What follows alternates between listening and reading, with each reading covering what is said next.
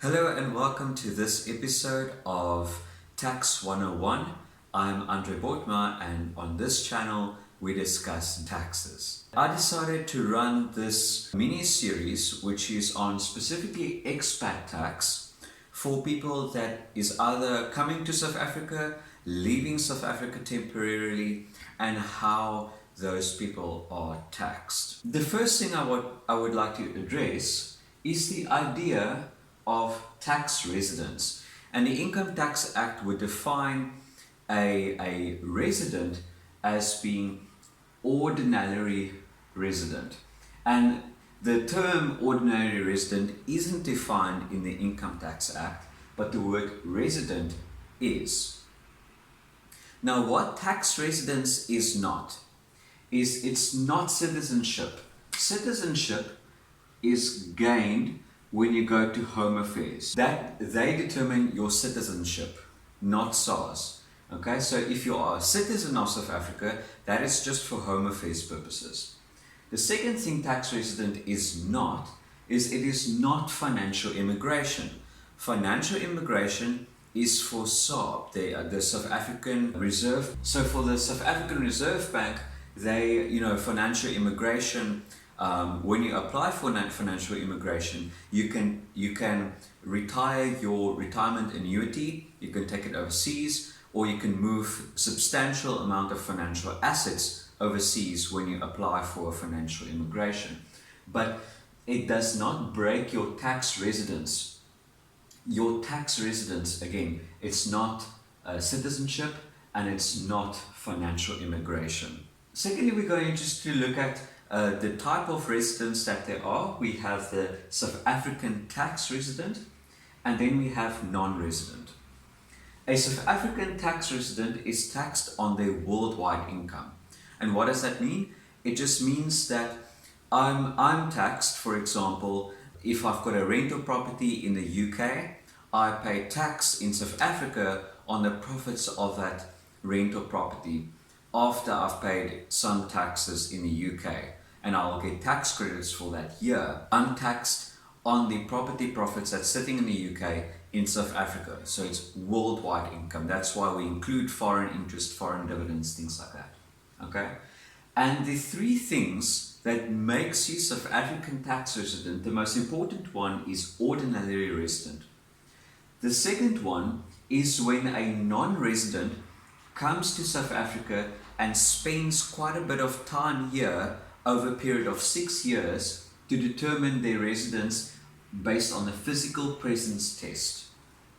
The third and final one is where the double taxation agreement determines the tax residency of a person, and a double taxation agreement between us and the USA, we could apply that the tax residence is in South Africa, and that would make me a tax resident here. Non-residents, however, are taxed on only the SA source income. That means that the money is earned here. So if you've got a rental property here, the non-resident is taxed on the South African rental property income. And if the non-resident is in South Africa working here, they would pay pay-as-you-earn and file South African income taxes. And the two things that determine whether they are non-resident is if they are not ordinary resident, or the other one is if a double taxation agreement deems them to be a resident of a different country other than South Africa. Okay, so those are the two ways, the two resident types that you get. You get the SA tax resident and non-resident. SA tax being taxed on worldwide income, non-residents being taxed on income from a South African source. And now we get to the most important part of this video, which is point 3, and that's the meaning of an ordinary resident. What does it mean to be an ordinary resident of South Africa? So there's two main things that SARS looks at, that the courts looks at, and the first one is there is an intention to live in a place for a significant amount of time. That time can also be indefinitely. So there's an intention to stay there without changing anything. And the second thing is that the intention to live in that particular place is carried out. So it doesn't mean, no, I intend to stay there, but I'm doing nothing to fix that intention or to make that intention the direction that you're heading in. One of the quotes, there's a beautiful quote that came from a court decision, and I can reference to the court decision in the description below. But basically they say, ordinary residence is a presence over an appreciable period of time and a settled intention to remain indefinitely. So if you decide, it's your intention to remain in South Africa indefinitely, South Africa becomes your ordinary residence.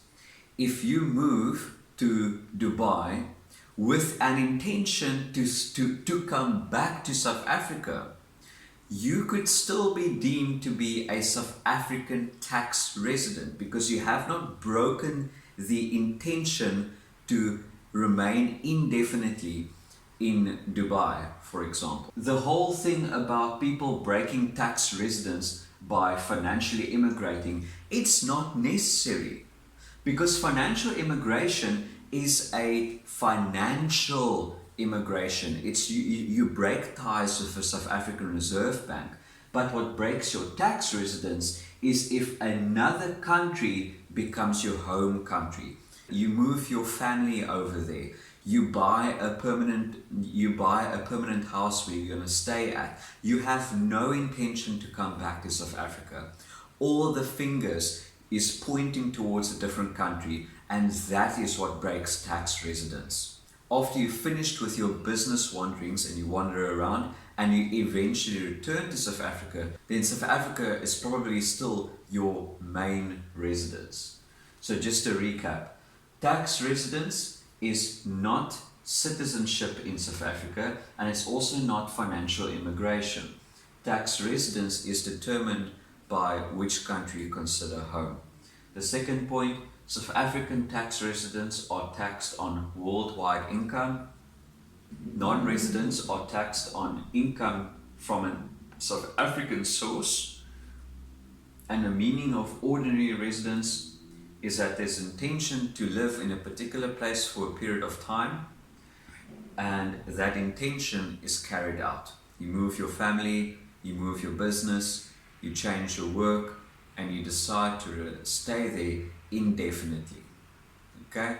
I hope that makes sense. So if you found this video useful, please give it a like, maybe subscribe, leave a comment. If you have any questions, you can put up your hand and put it down. I'll try my best to answer it. But I'll see you in part 2 of the Expat series. I'm Andre Bortner. Cheers.